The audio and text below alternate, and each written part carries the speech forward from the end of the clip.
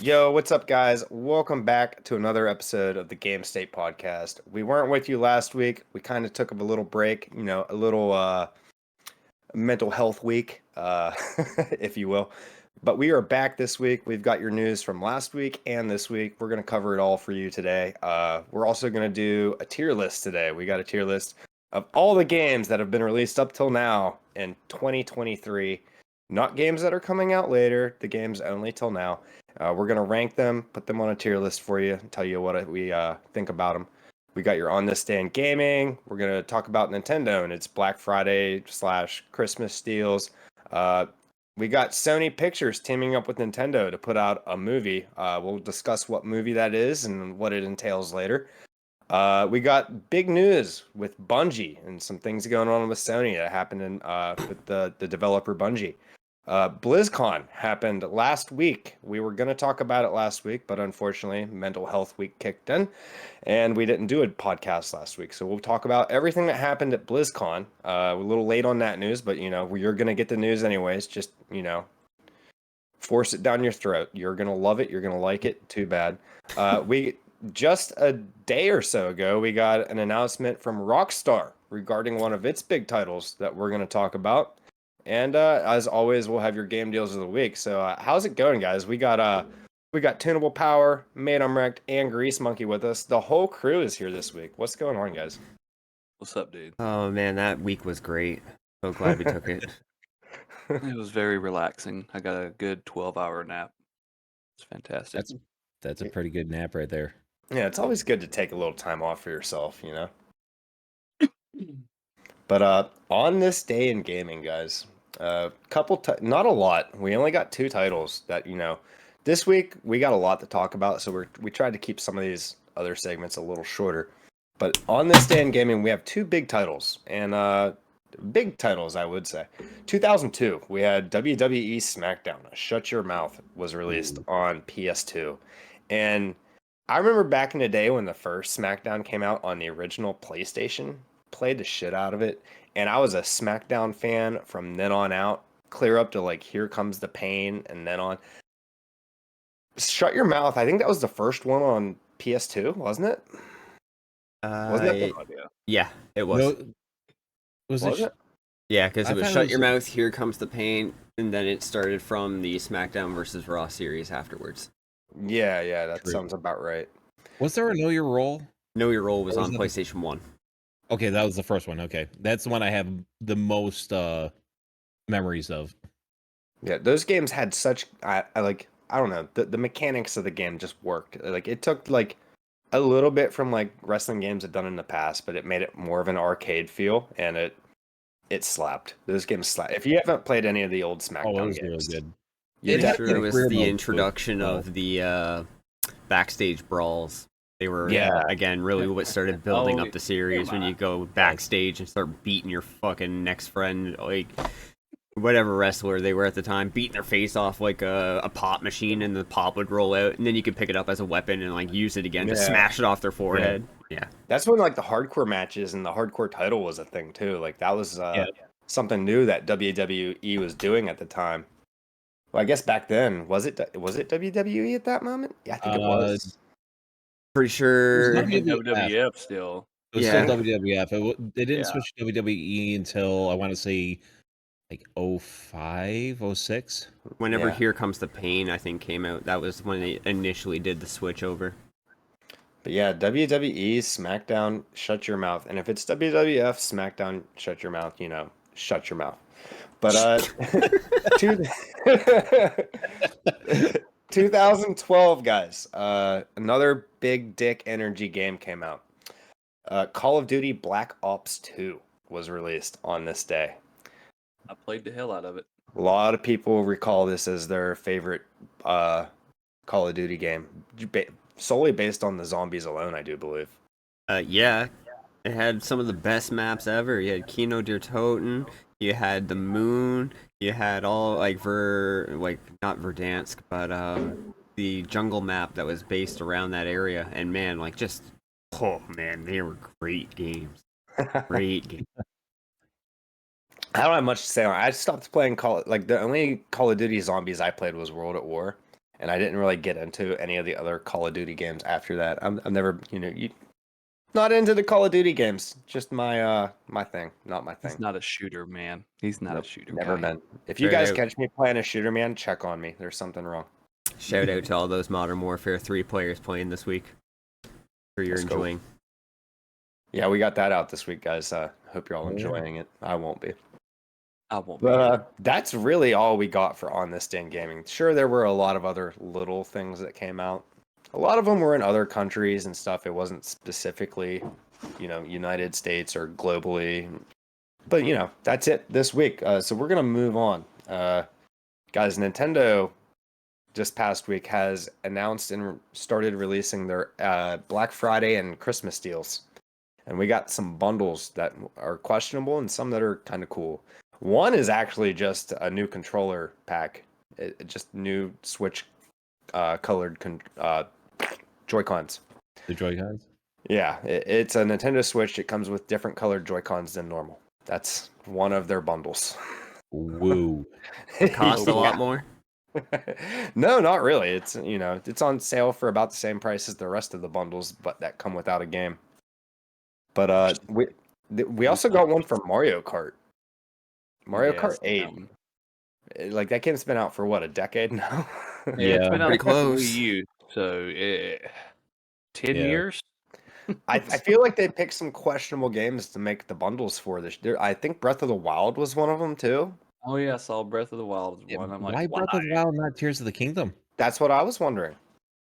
I mean, Mario Kart 8 has been a staple for bundles, and I can see it. If you get that for Christmas, it's a great family game. Get a Yeah. couple Joy-Cons, you can have up to 4 people at like couch co-op, and they just released the newest DLC for Mario Kart 8, Wave 6. Yeah, They and- just released yesterday. which is also the end of them supporting Mario Kart 8. Yep. From what they say. Yeah. about damn time. But they got a lot of games that are like half off, going for like $29.99. Breath of the Wild is actually one of them. Finally. I'm pretty sure every human that wants to play Breath of the Wild has played it already. Fair. Yeah, I mean, you never know. I mean, if you just got a Switch for Christmas this year, True. I mean, Very true. Oh, okay. So Right. but it's rare for Nintendo to put games like their first party games on sale for half off. So to see a Yeah. game like Breath of the Wild half off is kind of a big deal. They never do it. not But yeah, usually. Nintendo came out. I feel like it's early for Nintendo to be doing this. Like I usually you don't see their bundles and shit come out till like the week of Black Friday.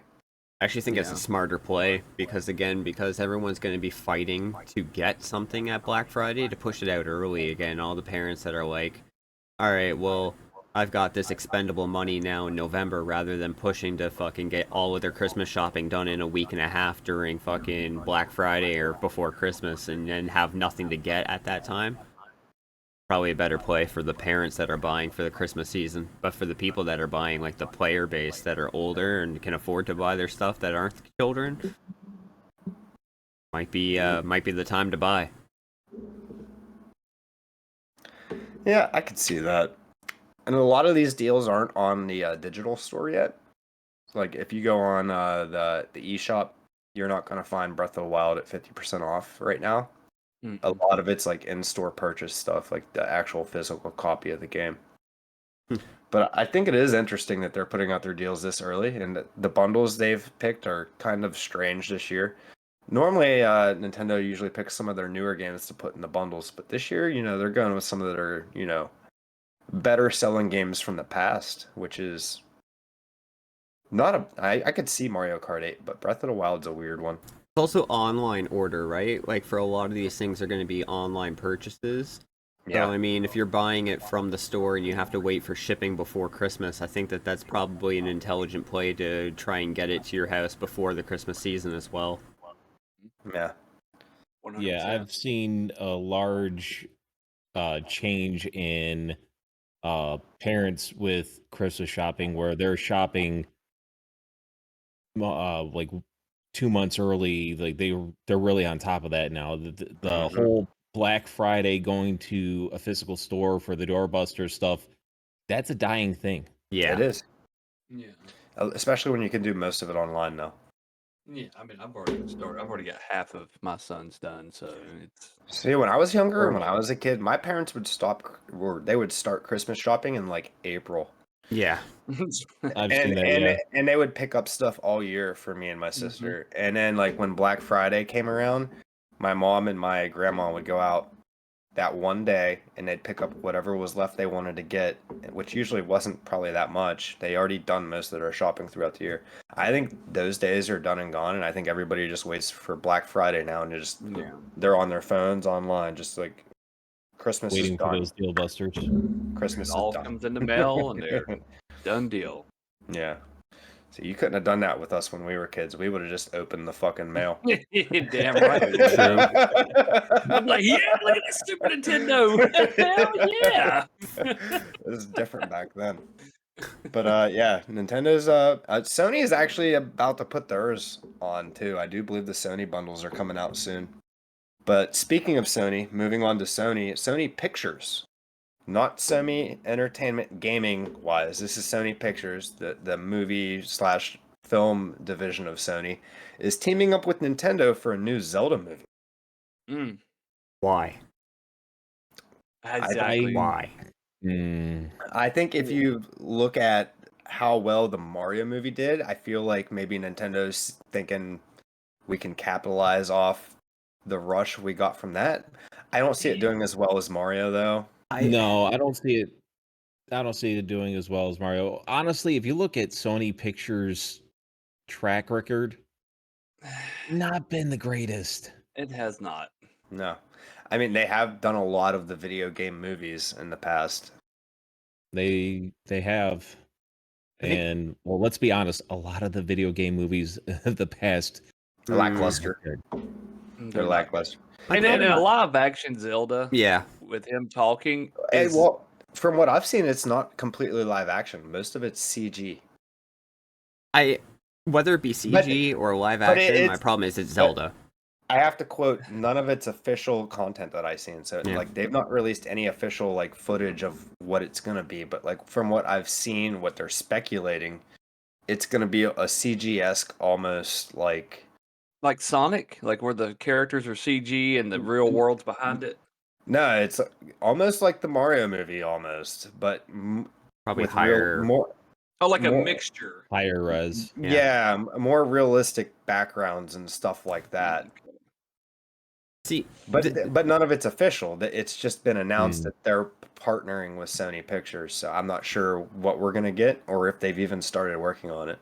This is my problem with the idea of it as a whole. Like again, Zelda has storylines that work really well for making a movie. Again, they could be fit within an hour to a 2-hour range because again, the actual arc of a story, can easily begin, middle, climax, end. The problem is Link as a character doesn't have vocality to be able to be the lead character. And if he's not the lead character, then you're going to have a ton of speaking roles done by whether it be Ganon or Zelda or all the townsfolk or whatever, and he's just going to be standing there silent, or he's going to be like, yeah, like that doesn't. And if you're like a Zelda fan, and you get given a voice that you're like, this is not my Link, I'm not going to watch this. You've already pissed off 90% of the fan base. This isn't going to be like Sonic, where Sonic's approach to the movie was visually didn't work well. Nobody liked the Mario voice going into it, but now everybody loves it. Yeah, but Mario has a voice.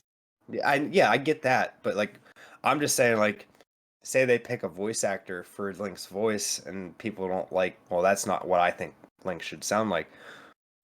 That also applies to what people thought Mario should sound like from over the years of hearing Mario. Now, well, if you go into this, nobody's ever heard Link talk, so your opinion's more invalid because nobody's heard Link talk. So if you think that's not what Link should sound like, how could you know? Exactly. So I think that the idea of doing this is the wrong movie to go with. Not this early into your Nintendo movie productions. If you're going to do this and you want to go with this approach, Go with Metroid. That I would works. definitely go with I could see Metroid. Metroid. That Well, would even be a really good Or one. Donkey It- Kong. Make a Donkey Kong movie. well, I mean, even Samus doesn't really talk. Yeah, No, Samus but- don't talk either. But But No. Samus, you could actually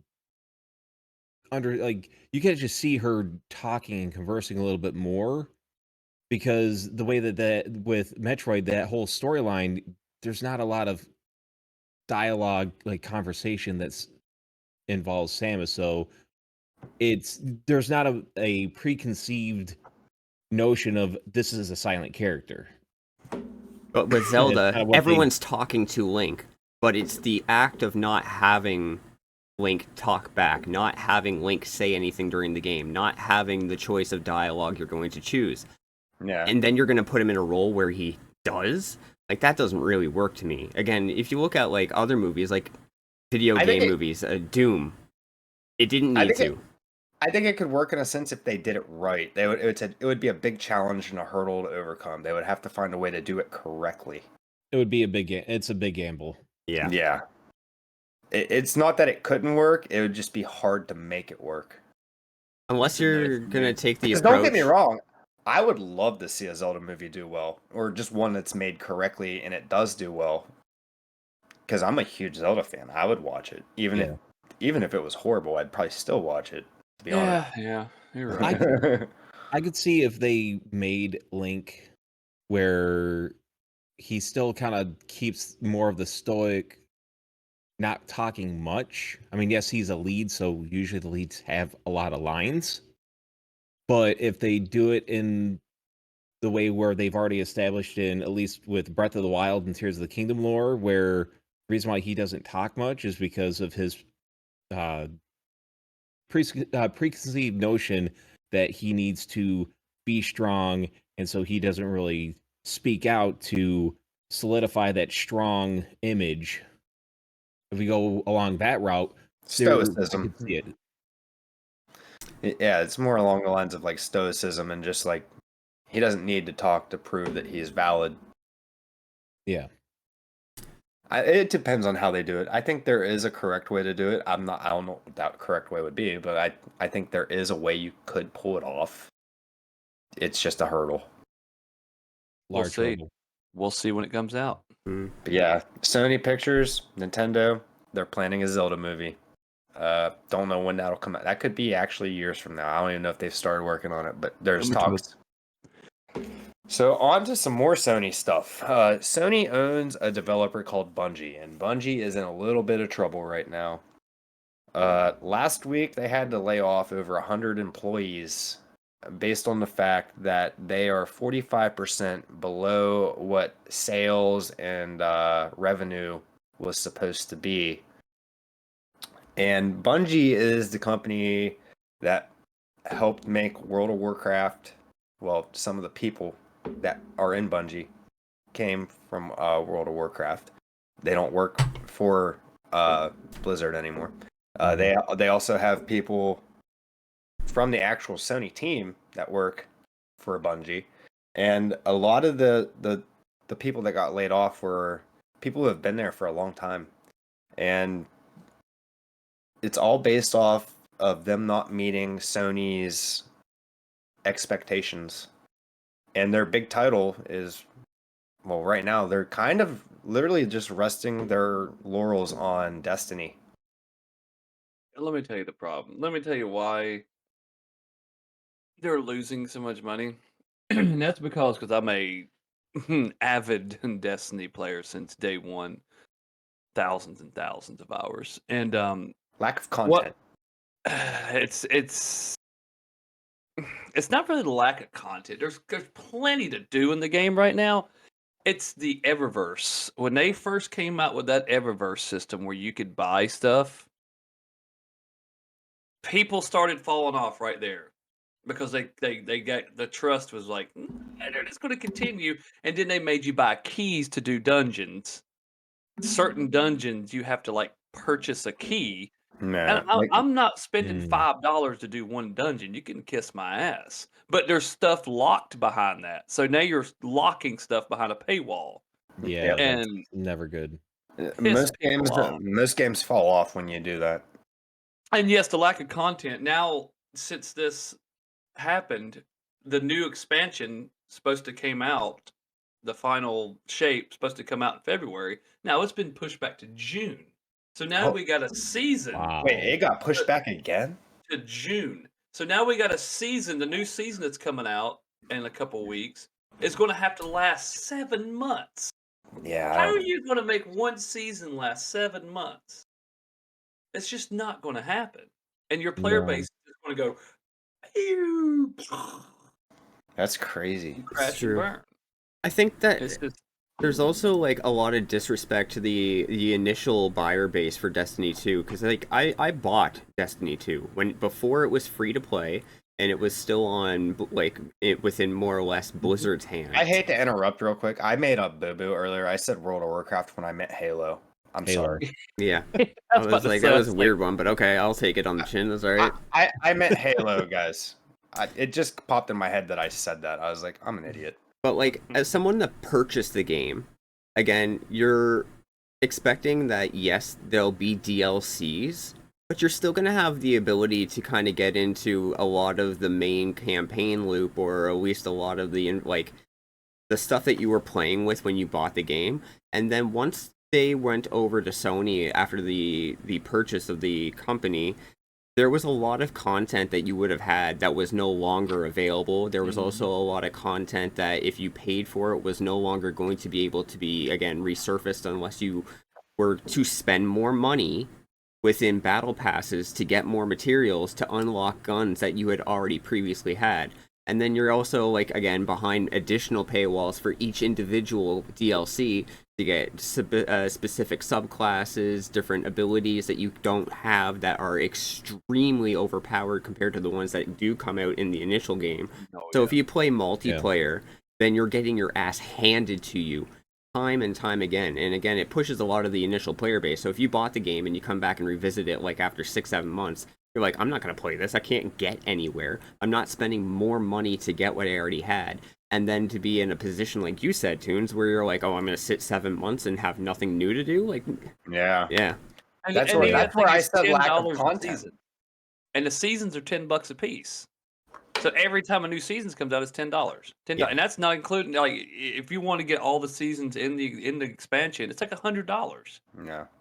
It's like, dude, I've spent so much money on this game because I love it so much. But damn. I It's also just- want to emphasize they laid off 100 some employees, which sounds like a lot, but they have like 1,200 employees. So technically, that's like less than 10% of their employees. So well, you knew it was coming when Sony bought them. it's not it as always bad as happened. it sounds, but it's still 100 people that are out there looking for a job now.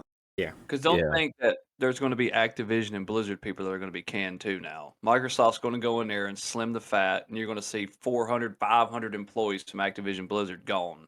I don't know That's about what that. happens. Blizzard yeah. seems to be doing well. I And also the new think Call of that, Duty- the new Call of Duty came Microsoft out. has more money to spend. Activision They and do. Blizzard are doing fine from what I can tell. At least They're for the still gonna time get rid of being. I people. also say, like, if they don't actually, like, let them go, they're going to be like, all right, we want you to move projects. We want you to go work with this Yeah. project instead. You Yeah. go move to Rare and work on this. You go move over Mhm. here and work on this. Stuff like that. Yeah, I don't know what's going to happen with Bungie, but I haven't heard of them working on any other titles. They're working on a project right now. They're working on their new IP. They've been working on it for a while. And what's going to happen to Destiny is when this last expansion comes out, you're just going to have little seasons, and that's it. It's just going to be like little stories that come out until I guess they just quit supporting the game and come out with D3 or When was the last season for Destiny released? What was the most recent one? Lightfall was fucking like, oh god, dude, it was. That new I wouldn't call it a new IP. That's Marathon, right? That's the one that they're coming out with. That sounds familiar. That's It's what I've Marathon. heard. I'm pretty sure it's Marathon, but yeah, that's actually a reboot That's of not- a really yeah, old that- game. That's an older game. Mm. Because there's a bunch of Marathon context that was actually brought into Halo because those worlds are actually interconnected. And then I think that as a part of Destiny, they were planning on connecting it to that as well, just as like a Bungie, we've worked on this type of situation. But I do expect that if you're having problems with this IP now, and you just go, all right, we're done with it, and move into Marathon and rinse and repeat the same problems, it's just going to be the same end result if you don't learn your lesson at least this time. Yeah. Yeah. Yeah, Bungie, I don't think it's it is a huge deal to lose 100 employees, but at the same time, like, Bungie is teamed up with Sony. I'm sure they'll figure something out. It's probably just a rough patch. Yeah. And they'll bounce back, but to lose 100 employees, that's still pretty huge. And to all those people with families out there that lost their jobs, I hope you all find something soon. But we're gonna move on, as we always do. We had BlizzCon last weekend, and we didn't cover it last week. It was a 2-day event. The first day was kind of focused on a little bit of everything. The second day was a lot of World of Warcraft. So we're only going to touch on really the two biggies, Diablo 4 and World of Warcraft, because those are the two that, they put most of their time and energy into, it seems. Diablo 4 had a big panel. It was about an hour-long campfire chat. Didn't really talk about much or give us new information. Kind of just like they took questions and then gave us like the subtle answer we already knew. I don't know if you guys watched it, but that's kind of what they did. They were like, so what's the new class entail? And they're like, yeah, we're excited to bring you a new class. And we weren't sure if it was going to be one of the classic classes from the old games or if we were going to come up with a completely new class. And we're happy to tell you, it's a completely new class. Thanks for the question. Yeah, that Diablo panel was like, again, it was an hour long. I think it was like 45 minutes of recap of what they've already done for Diablo 4 in the last 2 seasons, being like, wow, we've brought you this, and we're so happy that we've been able to do this, and we love you guys for letting us bring you this. By the way, here's this. And here's what blew my mind when I watched BlizzCon. If you compared the Diablo 4 panel to like the presenters that were presenting for World of Warcraft, the World of Warcraft presenters were showing you stuff that they planned to bring to the game. They were like, this is coming to the game, and they'd show you like 6 new classes and what their abilities might be. And like they're like, none of this is in the game yet, but these are our plans for the future. We want to do this, we want to do that. It was the complete opposite for Diablo 4. It was like, we want a new class. They're like, you're getting a new class. We're not going to tell you anything. Get excited. Here's It'll a be out 30-minute trailer for something special. Yeah, the trailer was the same trailer they released like 4 days ago. It was the only new thing they actually showed us during that whole panel was like 4 screens of concept art. Yeah, we're like, wow. Yeah, that's really exciting. Get excited. I think the planning department just kind of shat the bed. Yeah, a little bit. I mean, my favorite was the question they had about itemization. And they're like, we know itemization has been an issue for a while, and we've been working on it. The whole team's been working really hard, and we're not sure how to fix it yet, but we've been working really hard on it for a long time, and we just wanted to let you guys know that it's in our, Yeah. They Follow didn't us on tell Twitter.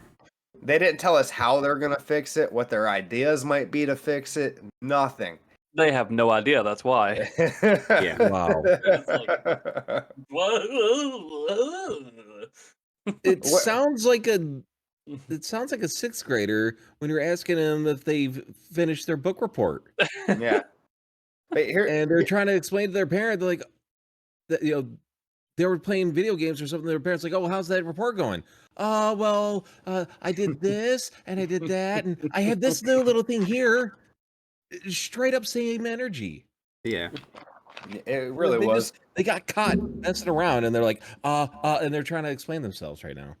They did, they said there's going to be, like, their main focus for season 3 is going to be more in-game content. And once again, like the rest of the panel, they told us nothing about it. So we don't know what this new in-game content might be. Uh, but they did mention some stuff for season 2 that is coming. So they are adding more to season 2. I think it starts December 8th, and they just released a patch like the day after the panel. So we've got a new patch that brings us an update to Kyovashad. Now we have a training dummy where you can actually test your builds and check your damage, all that. And they also released another patch after that, 1.2.3, where they fix it so now your minions will actually attack the training dummy, which is crazy to think that didn't work from the first. But we also have a seasonal thing going on in the region of Fractured Peaks, where Kyovashad is. It's going to be a Christmas event. And they're bringing in this thing called the Arbitoire of Zir. And what it's going to entail is you have to finish your Blood Harvest, like, season pass or whatever it's called on, like, the little bulletin board in the towns. So you have to completely max that out to even qualify. You're obviously going to have to be level 100 and have a powerful build, because this is going to be harder content than a level 100 tier Nightmare Dungeon. There's 25 new tier not Nightmare Dungeons, whatever, I forget what they called them. It's in a sense a Nightmare Dungeon, but you'll have to craft this specific sigil to spawn a portal in town that takes you to these new dungeons. You have to complete these, and then you can fight a new version of Zir that is for level 100 plus players, that is supposedly way stronger and harder to complete than anything in the game so far. It's for like the max build. They also introduced these Malignant Rings, which are from season 1. So that is actually something I was happy to see. I think if they were going to do that, they should have been in season 2 from the start. I think that they ended up doing that for a couple of reasons. One, because they don't have a lot of content planned for the end of the season, and they're trying to keep people, again, playing for the remainder of the 2 months that are still going to be here. I think that's why they didn't give us a lot of season 3 info too, because that would have been like, oh, season 2's over. Here's what's coming in 3. But when you look at BlizzCon, and I'm more or less going to take this idea just in the aspect of the Diablo panels that have happened at BlizzCon over the last couple of years, it's really sad when you look at like what they use for their announcements towards the, like, again, games that are coming out. When you look at years prior, we had like the announcement of Diablo Immortal, and it's like, you guys don't have phones, and then they become a joke.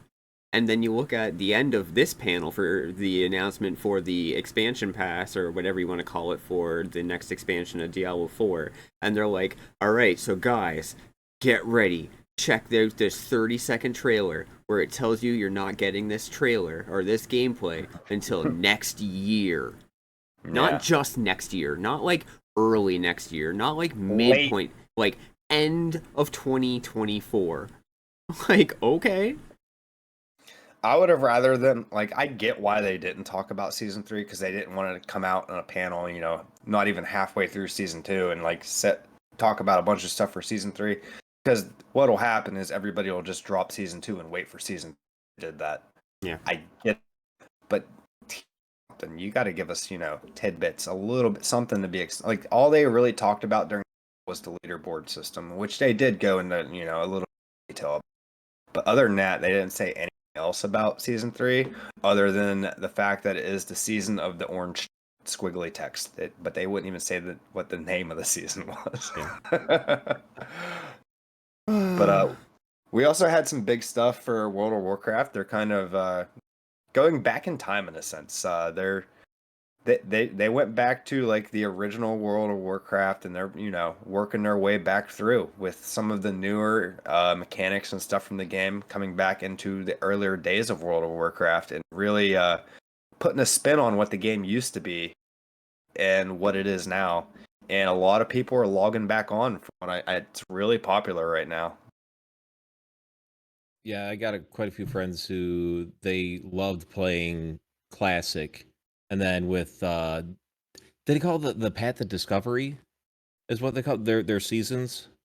Yeah, I think there's so. like 3 of them they're coming out with, and he was saying. And from what I heard, the very first one, the level cap's like level 25, Mm-hmm.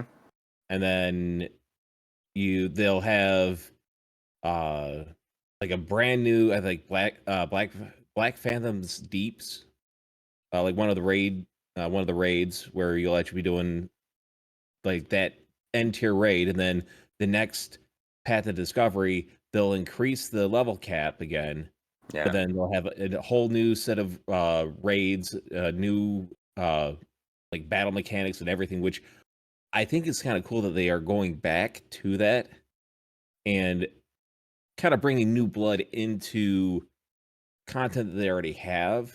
Yeah. And and they're coming back to the content that really made them popular Mm-hmm. as well. That's what's crazy about World of Warcraft. World of Warcraft is really what made MMOs a thing. Yeah. It was like the first one out of the fucking gates that really fucking set the standard for what, making a community-based game could be.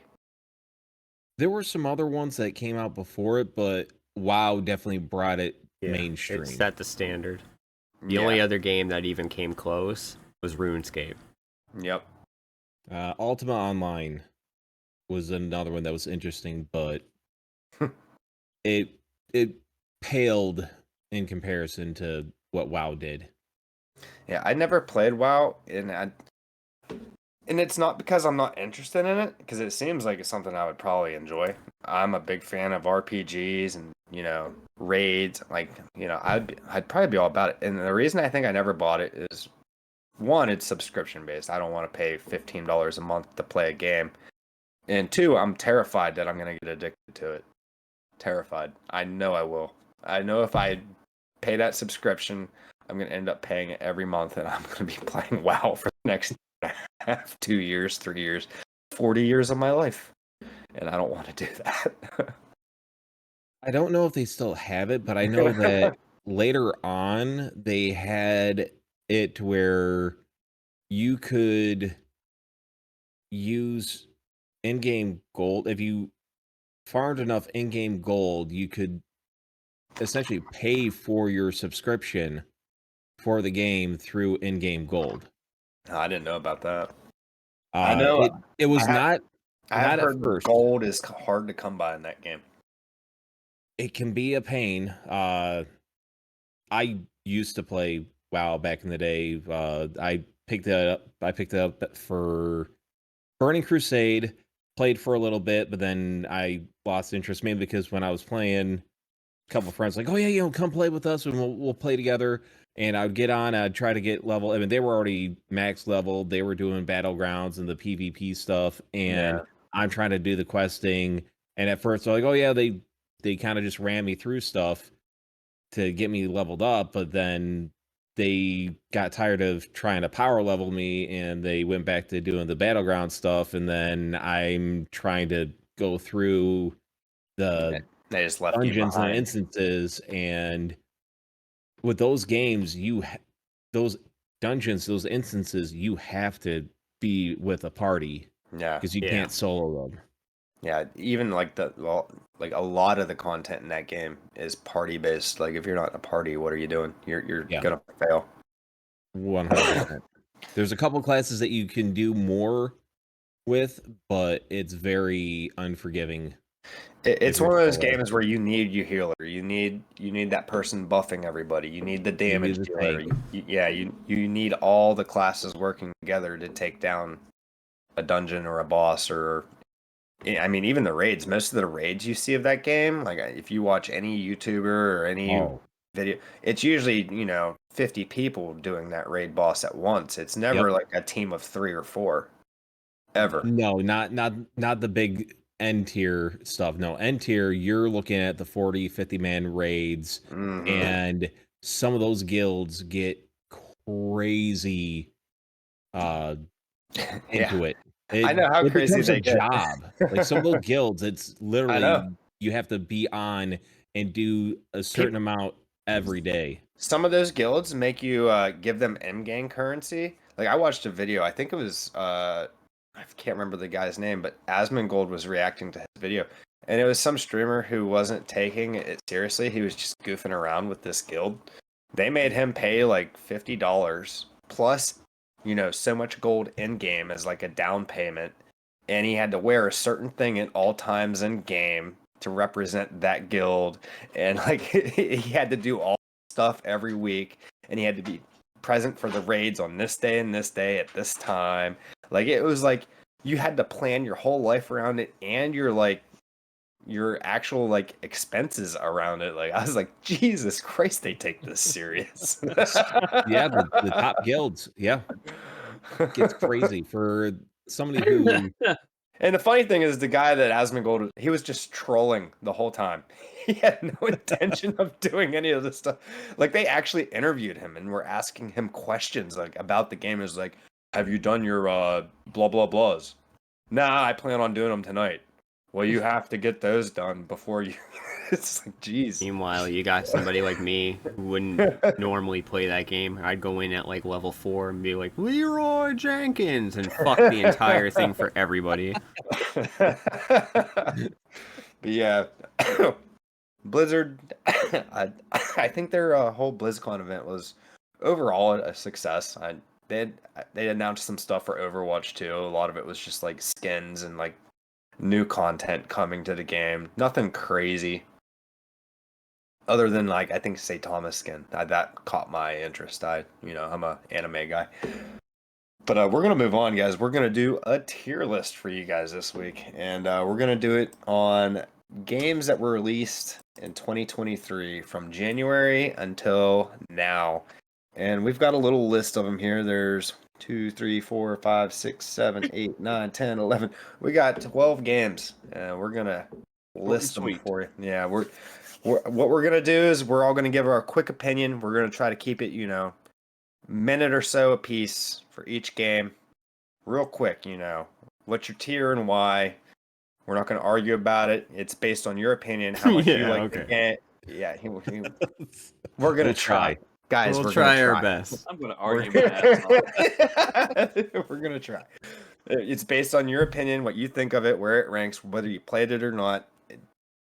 And just, that'll be it. But we're going to start off, and the first game we have is Hogwarts Legacy. I am going to put it at a C tier. One, it's in, it's a game that's kind of open and gives you, room to create a character and do what you want, which I'm all about. 2, it's Harry Potter. I'm on the ropes about Harry Potter. I read like 1 or 2 of the books whenever I was younger. Never really cared about it ever since. So I don't know a whole lot about the, all the lore, I guess. Would you call it lore? Yeah, definitely. I only know a little bit. So I could see myself playing it, but I think if I knew more about the whole thing in context, yeah. So C tier for me. I'm going to give it a B tier. Lack of Quidditch. Pretty big reason. But otherwise, I mean, the game looks good. You can fly brooms, and it looks like it would be fun. I haven't played it because the price point of it, I feel, is a little still too high for me to jump into that experience. But overall, it looks like it was fun. It's very, very Harry Potter. I mean, there is, like you said, like I know you're not fully immersed into the world of it, but there is a lot of lore that ties like the later Hogwarts, backgrounds to it. This is well before like the movies and the books and everything else would have occurred.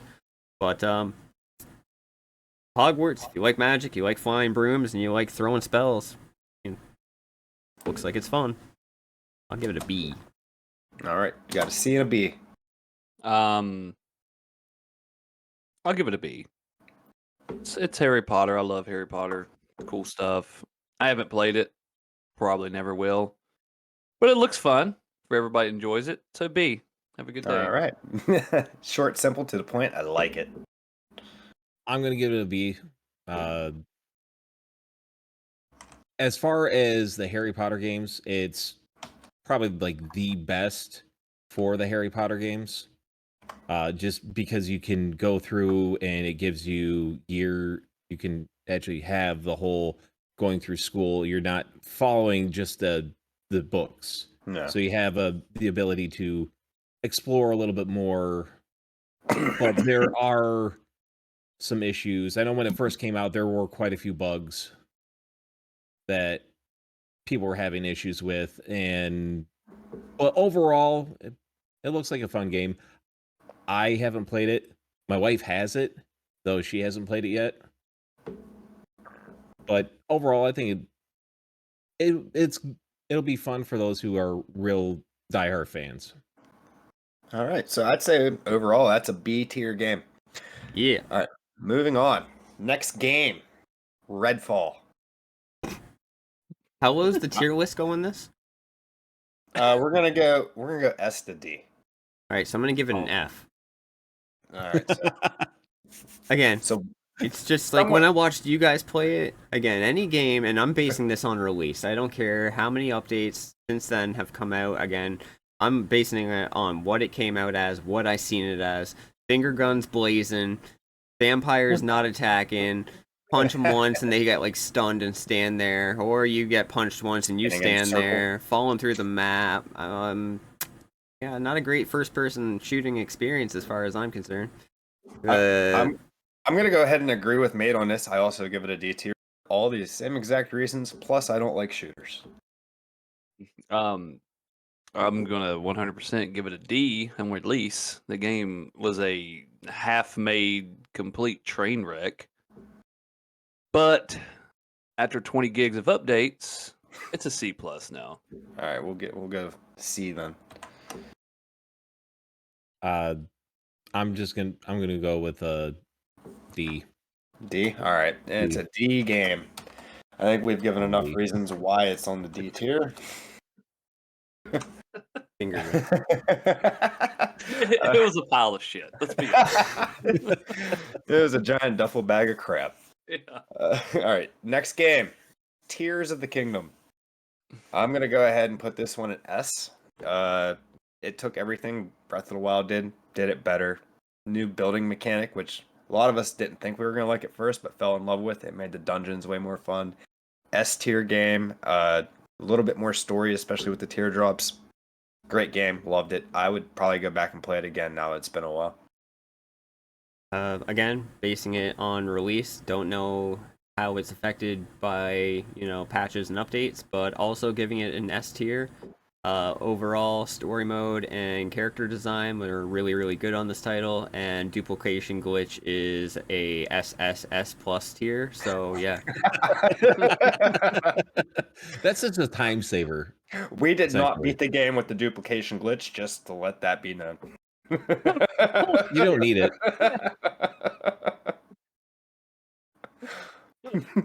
I'm going S tier for it as well. I love the game. I still have things that I need to finish on it, but I had a blast every last minute that I put into it. All right, Tune. It's a D tier. I'm just fucking kidding. It's an absolute S tier. I would have just written down S anyways, even if I put over 150 hours in that bitch. Got 98% completion rate. I need a few more Koroks and I'm done. 100%. And what a masterpiece. Everything's good. All right, so that is 4 S's. That's clearly the S here. All right, next game, Diablo 4.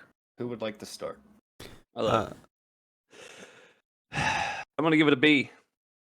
I'm giving it a B. The game, when it released, was it was pretty bad.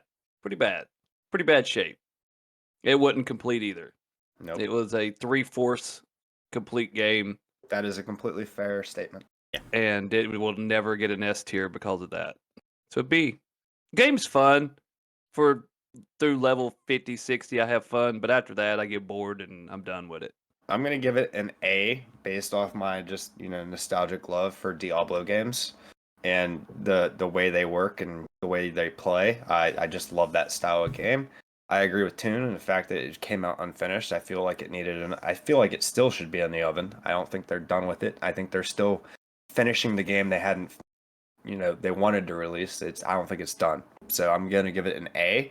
I think it has the potential to be an S, but I don't think it has that potential till probably, late next year. Maybe. Yeah. I'm gonna give it a B tier as well, actually. I I would give it like a high B tier because again, it does have really, really good cinematics, and the storyline does try its best to like give you something that is different compared to the other titles. Yeah. But the gameplay mechanics are, yeah, surely not up to par where they could have been or should have been. And I mean, that's how it's got to be sometimes. Fair. I'll go with a B. It's a solid game. It's got good bases. It needs more polishing. It needs a little bit more effort to it. I'm not sure if it will hit S tier for me, but I could see it get improving over time. Fair. So I'd say, overall, probably a B tier game. With potential. I don't know how much. Next game, Final Fantasy 16. I don't know if any of us have played this, but I have one opinion on it. One, I know you only control one character in this game. Yeah, from what I've seen, it's just one singular character. You do not travel with anybody else. Yeah, so I mean, I love the Final Fantasy games, and I always like the aspect of, having a group of characters that you customize and leveled up individually and had different abilities with each. So that's kind of for me, but at the same time, the game has reviewed well and people love it. So I'm going to give it a solid B, maybe a low B. I'm going to give it a C. Just based on the fact that it is not your classic Final Fantasy game that I've grown up with and learned to appreciate. I'm going to give it a B because it visually is very stimulating and it does look like it plays well despite the fact that it's like a lot of differential compared to the other Final Fantasies, even like without the fact that its party is limited. The entire basis of the games up until more recent ones not being like more of an ARPG and less of an RPG now at this point. But I mean, it looks great. It still follows suit with the Final Fantasy storyline, so I'll give it a B. Yeah, from story and graphical and like just overall sales and how well it's been received. It's fair. That's fair. I'm gonna give it a B also. It looks beautiful. The gameplay actually looks pretty damn fun. I mean, it rides far away from a normal Final Fantasy. It's that we're definitely used visually to. stimulating, that's for sure. But it looks good and it looks fun to play. It looks like a Devil May Cry. Yeah. Extremely beautiful looking Devil May Cry. Yeah. So, yeah, I mean, if I ever get around to playing it, it might jump up from a B. And I might fucking give it an S. You never know. But a B right now. All right. I'd say my initial reaction to it is probably C plus B minus for myself. It looks. I like the action RPG. The battling does look fun, but to me, having the group, the party, that was a large part of the story for me. So I mean, I don't really know much about the story, so it might be so riveting and so good that the single character carries it. But until I play it, it's middle of the road for me right now. It's kind of how I feel. That's why it's not a B. It's a C. It's like I'm not sure if I'd like only having control of one character and it being that most Devil May experience. But overall, I mean, you gave it half a B. Those guys gave it a B. I gave it a C. So more B's than C's. So we're gonna give it a B. Our next game. We'll let Toon start this one off. Mortal Kombat 1. Mortal Kombat 1. I'm gonna give it an S tier. It's probably the best fighting game I've played in the past 10 years, 15 years of my life. The mechanics, the controls, I can't even think of it right now. Cameo. My brain's fried. The input, there's like no input lag. So whatever I do with my fingers, how fast my fingers can move, you're going to do what's on the screen. Yeah, it's got rollback. Yeah, and it's like perfect, man. And the assist, I didn't think I was going to like it first, but man, once you learn those assists and those combos, man, it is unbelievably fun to play. And Omni-Man just came out, and I'm just going to tell you right now. Well, never mind. if you got the expensive version, Omni-Man's out right now. But I've played with Omni-Man, and he is ridiculous. Get Cyrex with Omni-Man. Okay, it's S tier. Good. All right. Good play game. I know I'm gonna love it when I do play it, and I'm also a big fan of the assist style combat. You know, the MVC and Dragon Ball Fighters. You know, they had the. I'm a big fan of that. I'm leaning between A and S, but I'm pretty sure once I play it, I'll be in the S category. So I'm just gonna go ahead and say S, even though it could be an A. I'm not sure yet. I haven't played it, but we're gonna go S for now.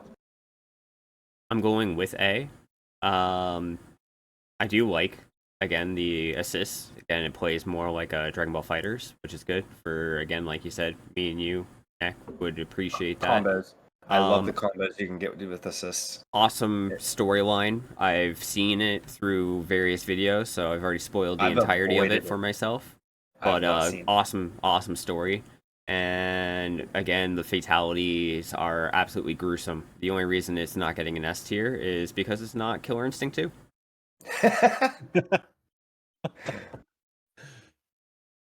I'm going A with it. Solid game, solid fighter. Have you played it? I haven't played it yet. Okay. Money stuff. I was trying to figure out a way to, figure this out because we got 2 S's and 2 A's, and I was going to value the people who played it over the ones who haven't more. But if you haven't played it, then I haven't played it. I haven't played it. For me, Yes. it's going to be A tier. It's more of a personal preference. And I know it's kind of a hot take. I feel like they've gone a little bit overboard with some of the gore. I mean, I understand that that's the whole point of it, but I feel like it's just it's getting a little much to me personally. But that's my own thing. You need to stick to Tekken and Street Fighter, bud. Our Mortal Kombat fans like our blood and gore. All right. So we had 2 S's and 2 A's. So overall, what do you guys think? S or A? Come on, guys. We need a clear shot. I mean, I'm going with S here, and it's fucking great, dude. I play it every day almost. I mean, he's the only one here with real player context. I say we give it to him. All right. I'll give it to him. S it is. All right. On to another fighting game. Street Fighter 6. Pretty sure I'm the only one played it too. I've watched a lot of it. I've had a lot of fun watching some of my favorite YouTubers play it. It looks fun. I kind of want it, but I'm not gonna buy it just yet. I'm gonna give it an A tier. I don't think it's the best Street Fighter out. Street Fighter 4 is still the best one in my opinion. Mm-hmm. This one doesn't look as good as Street Fighter 4, and I've actually heard a lot of people compare it to Street Fighter 4, and they also agree that Street Fighter 4 is a better game. So I'm going A, not S. Going with B, because I know there's positive points for some of the storyline, picking up characters and learning moves and creating, this like super cool custom character and stuff. Yeah. But overall, the storyline itself doesn't seem like it's that interesting. The gameplay mechanics are still something that hasn't been really drawn different from Street Fighter 4. So not as much of a pull to me towards that title. So it's getting a B. Fair. Yeah, I played it. It's getting a B. There's nothing exciting about this game. It is the same old Street Fighter. They did nothing to make it feel like it's something different. I mean, if you want to play, instead of spending $60 on it, go spend $10 for 4. Because you're going to get the same basic experience. I think it's an improvement from 5, but it's not as good as 4. Yeah, I played it. I mean, it's fun. It was extremely fun to play. So it's a B. I'll buy it when it's on sale. Yeah. I'm gonna go at best A. I like the idea of the create a character and you can build your own move set, but I don't see it being the bar standard for Street Fighter. Like, it's got some good concepts to it, 4 is the But standard. yeah, I agree to that. For at least for the modern ones, if you don't count like Turbo and that for like older consoles. Yeah. So I'm gonna say B overall on that one. Now we got Starfield. Now this one controversial, but it's our opinion. So I'm giving it a D. I didn't like it, and that's all about it. I'll give it a little bit of room. I am gonna give it a B. Again, I do like the idea that they tried to take, the Fallout and, Elder Scrolls experience into space and tried to kind of give you something new, but the problem is that the gameplay mechanics, well, there are a few new features that were added in, they didn't work as well as they were anticipated, and the overall gameplay doesn't feel that drastically different from any of the other titles. Despite the fact that you're in space, you're still essentially playing Fallout 4 in space. So you get props for trying to do something new, but your game's still broken, and there's a lot of it that just is feeling copy paste. See, my big problem was that all the worlds were empty, and it was like a fast travel simulator. You were traveling. But Yeah, I'm gonna give it a solid C. And I pumped 60 some hours into it. And I'm not gonna lie, after I got done with the storyline and a couple of the side missions, the only thing I really wanted to do was just build ships. Steal people's ships and build ships. So it was basically a steal ship, build ship simulator for me after that. And that's all I did. And then I finally just stopped. I was like, I'm done. I've had my time. I'm done. I've never played it again, probably. So yeah, C. I'm gonna give it a C. It's middle of the road. Props for them to try something new, but I mean, you really don't get to do a lot of exploring with the ships in that. Like literally, it's just a lot of loading screens. Yeah. I think overall that kind of fills in that's our C game so far. That's the first C game, and I feel like it didn't help that they were competing with a game that's been out for a few years. It's put out tons of content like No Man's Sky. So the next game we have, guys, is Super Mario Brothers Wonder. Nice. Tunes, you probably start this one. Tune just finished this. We just finished this 2 days ago. Well, when this comes out, 5 days ago.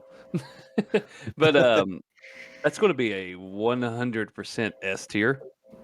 It is the best 2D Mario game to date. And that's coming a lot because Super Mario World's my favorite game of all time. And in all honesty, this game's better. This game does. I can't. I don't have enough time right here to explain it all. So we'll have a podcast, me doing a review of Super Mario Wonder. S tier. Yeah, I agree. I think it's definitely worthy of an S tier. Again, it's a fantastic game. Again, across all the abilities that you get and all the different ways that you can complete a level, the fact that you don't just do a level once and then be done with it, you can go back, revisit, and do it a different way to get a different seed. Yeah, it's a great looking game and it's a great play of the game. S tier. I'm going with S tier too. I love Mario games, and I especially love the 2D Mario games. So, with the new abilities and stuff, and the new mechanics, where like some of the levels are actually challenging, I'm gonna love it. I'm gonna have a blast with it. I can't wait to play it. So S tier. I'm gonna go S tier. It's Mario rarely falters, but they did a really great job with this in bringing back the 2D format. And I'm really liking how things are going in the 2.5 realm. I think it's a good step in the right direction. I just see this happening from now on, and I'm all about it. And the replayability of the levels and everything, that's really top tier. All right, so solid S tier for Mario Wonder, guys. On to our next one, another game that came out literally about the same exact time. Sonic Superstars.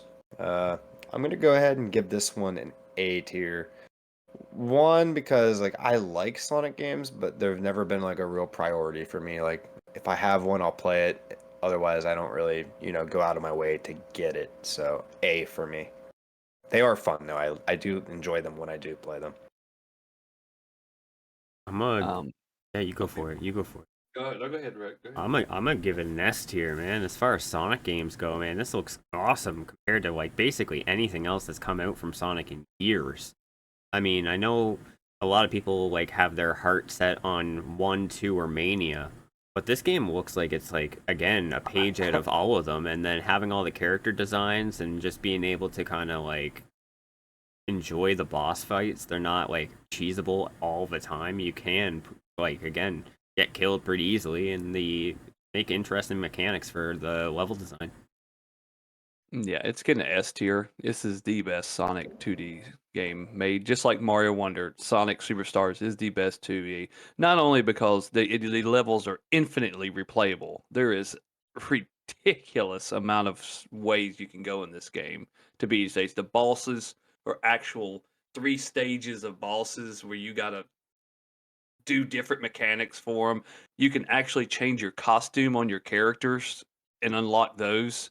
It is the pinnacle Sonic 2D game. S tier, 100%. I'm going with S tier. I'm going to add in a little extra thing that you guys haven't brought in is the 4-player co-op. Yeah, that too. You can add, so it's basically kind of taking what Sonic 2 did for Sonic 1, where, oh, hey, now you can actually play with another person.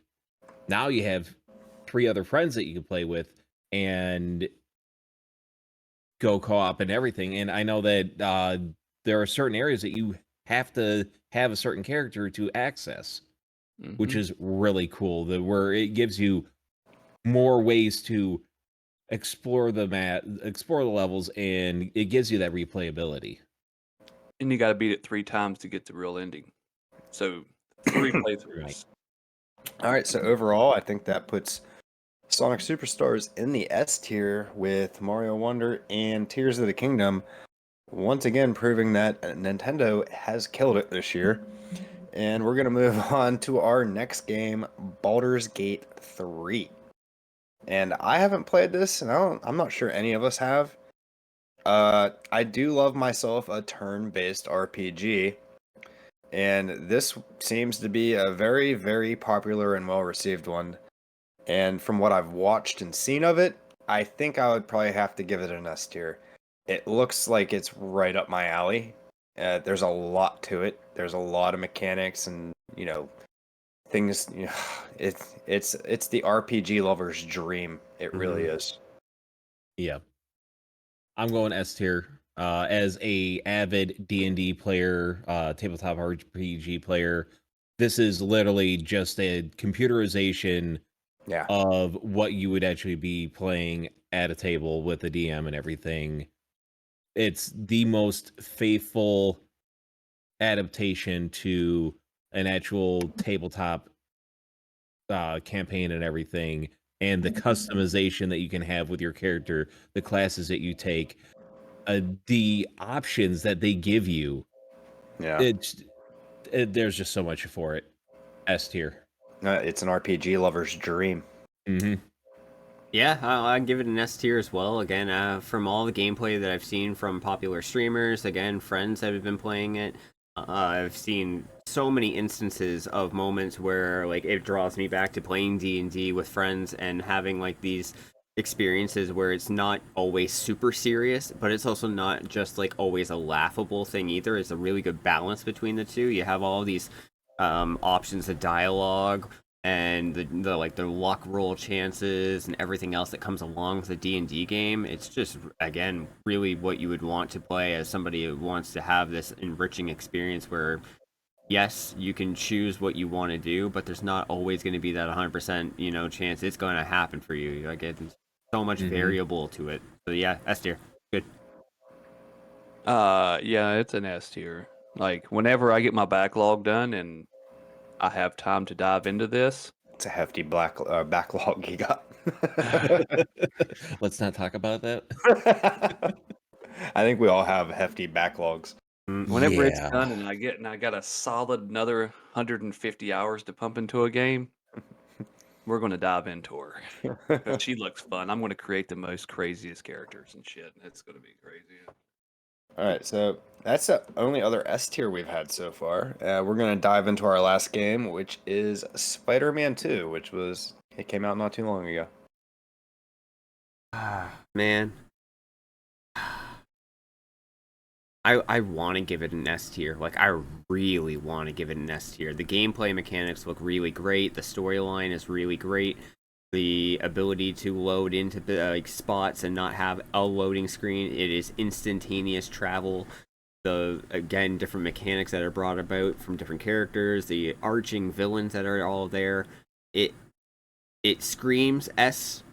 But because there is so short of a timeline that you would be playing it, I'm going to give it an A. Because as much as I want to be like, this is going to be game of the year, it's, again, one of those games where you'd be done it and then there's no replayability. So I'm going to say A. Okay, I'm gonna go a step lower. I'm gonna go B, based on the fact, well, two facts. One, I haven't played a Spider-Man game since Spider-Man 2 on the PS2. And I have no intention of playing this one I'm just not really that interested in it. It does look beautiful. The game looks beautiful. The gameplay mechanics look good. Nothing about it looks bad. I'm not saying it's a bad game. It's just, not something I really want to play, so I'm just gonna go B. Yeah, I'm agreeing with Nick. It's a B. I mean, the game looks magnificent. It's going to be fun. It's Spider-Man. But in all honesty, we've been there, done that since the original Xbox and PS2. It's same formula, just added stuff. That's all I gotta say. I won't play it probably because I'm done with it. I'm done with the Spider-Verse. If someone wants to buy me a PS5, I'll play it. Yeah, same here. I mean, I'll play if you buy me a PS5. That's probably one of the bigger things for me is you can only get it on the PS5 right now, and I can't justify getting a system for a single game. I'm gonna have to wait for Sony to bite the bullet and release it onto Steam like they've done with Spider-Man and Miles Morales and Ratchet and Clank. So until then, until I get the opportunity to go and play it, at best it's going to be like an A- for me. It looks fun. It looks like a really good game, but so would you say A or B? Y'all want to I would be Rochambeau over it? B? All right. All right, so that puts Spider-Man at a solid B. So here's our final tier list, guys. We got Hogwarts late. Oh, can't talk. Too much talking today. Hogwarts Legacy coming in at a B. We got Tears of the Kingdom, S tier. We got Redfall, solid D tier game, really magnificent. Diablo 4, it hit the B tier. A lot of hype, just hit the B tier. Final Fantasy 16, B tier. A lot of people are going to disagree with that, but we put it in the B tier, which is fine. If you disagree, let us know down in the comments why. Yeah. Mortal Kombat 1, we went S tier on that. We were split S's and A's, but we went S. Street Fighter 6, B tier, based on the fact that it, didn't meet the standards of Street Fighter 4, from what I can gather. Starfield, C tier, which that game had a lot of hype for it too. Two of the most hyped games of the year, Diablo 4 and Starfield, falling down, stumbling on their own fucking hype. Mhm. Mario Wonder, S tier. Sonic Superstars, S tier. Baldur's Gate 3, S tier. Baldur's Gate 3 was the only game to make S tier with the other Nintendo games. Nothing else made S tier. And then finally, Spider-Man 2 at B. What a list. And there's still more coming out this year, guys. That just couldn't be on the list yet because it is not out. But we're going to be moving on now to your game deals of the week. Game deals of the week. Oh my god, that's crazy. But this week, guys, my game deal's on Steam. I tried to stay away from like the Black Friday holiday sales, even though the sales on Steam are probably based off holiday purchases as well. I'm not sure, but right now you can get Tiny Tina's Wonderlands. It's a Borderlands game. It's well, it's not an adaptation. It's a kind of a not really a sequel either. It's its own game, but it's pretty much a Borderlands game. It's Tiny Tina's own, her own adventure. You're doing quests for Tiny Tina. You got new characters. It's 75% off right now. If you like the looter shooter style game, and you have your multiple different classes with 3 skill trees apiece. They all play differently, so there's a lot of replayability in the game. You'll level up, you'll find new gear, you'll constantly be upgrading your gear. The guns in these games are crazy. You're constantly going to be changing your guns out. Like, if you think you got a gun at level 15 that you're going to hold on to for a while, you can forget it. It's going to be gone by level 17. It ain't going to be until you hit max level that you finally find that gun that is the gun. And by then, you're probably still going to be changing out based off one little affix on the gun when you find another of the exact same gun. But it's $15 right now, 75% off. It's definitely a steal. I'd go pick it up while you can. Not bad. My game deal of the week comes on the Xbox this week, guys. It's if you got about 400 hours of spare time, this one's for you. For $11.99, it's the Mass Effect Legendary Edition.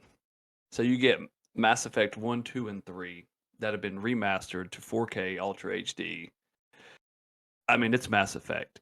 You're going to be playing an enriched storyline that you get to choose. You get to choose how this story unfolds. And it's basically like it's kind of like like Baldur's Gate 3, man. You make choices that interact, and how the story changes and stuff. It's kind of like where they got that from. And the gunplay in this game is awesome, and it's $12 for three ridiculously awesome games. Get it? Mine is kind of a two-part situation. So you are getting your deal for $11.99 per month. Now, this is coming at you from technically the PC standpoint. So if you were to subscribe to the Humble Bundle for this month, you are getting 8 games for free. Now, if you were to subscribe for the year, it does come with a lower price point. So I believe I'm basing my prices off American dollars, so I think it's then like $9.99 per month for each month for a year. But you do get a catalog of games each month that do allow you to get some of the newer releases, some third-party releases you maybe not have heard of, but you always get one really good banger. So if you were to subscribe this month, you would be enticed to download for a massive difference in price. If you were to buy WWE 2K23, I think that's the most recent title, it would be normally like $79.99 or $119 if you're buying it with Battle Pass. You get it on the Humble Bundle. It is included for that $11.99 price point. So you are saving a substantial amount of money, and then you're being brought into, again, this amazing experience. It's, again, within fan review and critic review alike, stated to be the best wrestling game, best simulated wrestling game that has ever come out.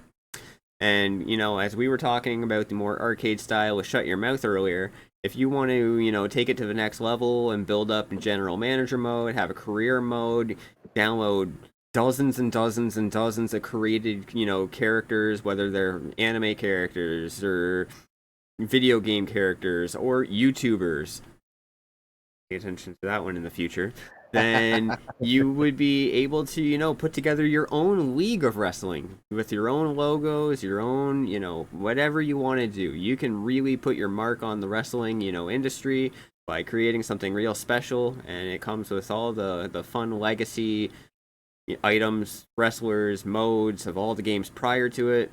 I would 100%, say jump on Humble Bundle, subscribe for a month, get that game for an extremely low discount, and enjoy the rest of the releases that are also available, because you might find a game that you didn't know you wanted to play. And a huge chunk of what is paid towards your Humble Bundle, whether it be this month or any future month, is always donated to charity. some charity of choice is then pronounced during your month that is being paid. So, help a fundraised company to help support while supporting your game library on Steam. All right. My game deal of the week is going to be it's going to be an indie game. It's on Steam right now. It's on sale for 70% off. Normally $14.99. It is on sale for $4.49. It is Tricky Towers. For those of you who are a fan of Tetris, but also want to... I want to play this game so bad. It's a party game, so you can play with your friends and compete against your friends, but it adds an extra area of gameplay and mechanics where it includes physics. So if you stack your pieces too far to one side, your tower will fall. And then if the towers fall, you can actually fall into your friends. And there are a lot of different game modes of where you're trying to have as many pieces stuck to your tower and stay under a certain level. There's times where you're trying to build your tower the absolute highest, and they have different areas where you have ice and other things that change how you stack up the towers. So if you want some endless fun where you can play with your friends and test your Tetris ability, I've actually told Tim about this several times. Yeah. I'm downloading it. Give Tricky Towers a shot. I will dominate it. Give me 1 week and I'll be pro. I've definitely told him about this game a couple times. It looks fun. It looks amazingly fun. And at 70% off, single digit price point, it's kind of hard to say no to. Hell yeah. Go out there and get those games, guys. They're all on sale. I'm sure as time goes on, there's going to be a lot of games on sale. We might not do a game deal of the week up until Christmas because, everything's going to be on sale. We might, find some other little segment to do for you guys to end the podcast. So we'll figure something out. But game deals of the week, they're going to be so crazy over the next month and a half that I don't think it's really necessary for us to come on and tell you the game deals of everything. You're going to see them all over. On sale, yeah. Yeah. Game deal of the week, everything. Just go out, open your eyes. Let's go shop. But that's going to be it for us this week, guys. We hope you enjoyed. We tried to catch up on the news from last week and this week all in 1 week. We'll be back next week, hopefully, and we'll catch y'all next time. Peace.